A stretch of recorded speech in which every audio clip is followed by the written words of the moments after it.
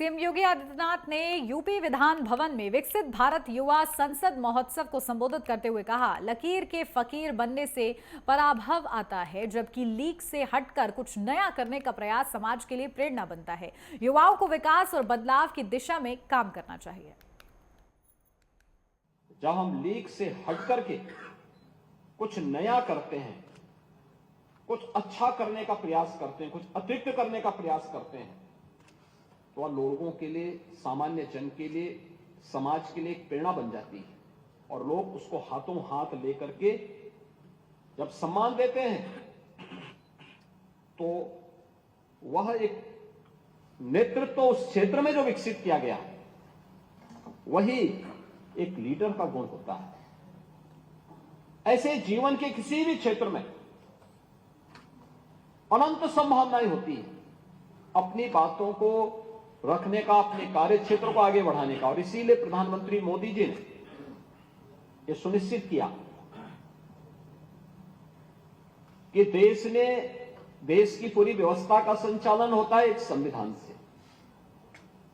हम कानून कोई भी बनाते हैं, भारत का संविधान हमारे सामने होता है।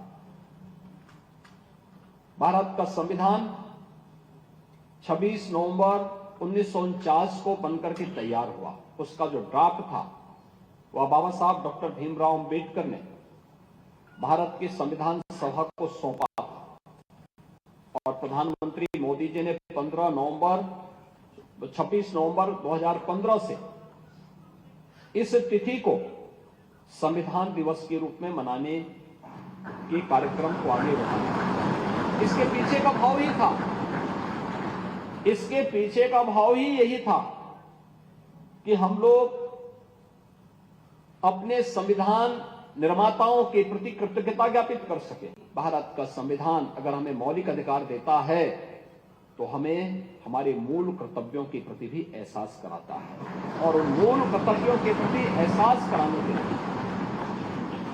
आजादी के अमृत महोत्सव वर्ष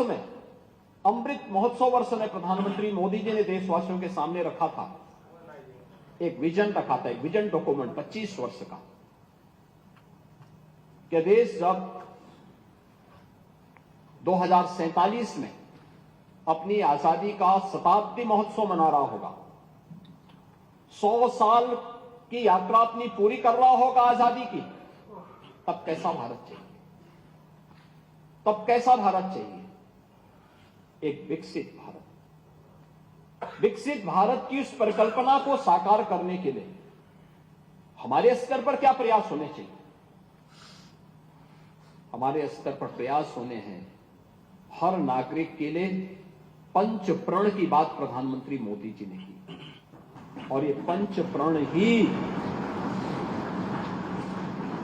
जिसमें विरासत के सम्मान से लेकर के अपने अपने कर्तव्यों के निर्वहन करने तक अलग अलग क्षेत्र से जुड़े हुए कार्यों को, किसी के साथ भेदभाव नहीं करना है, अपने विरासत का सम्मान करना है, अपने कर्तव्यों का पालन करना है।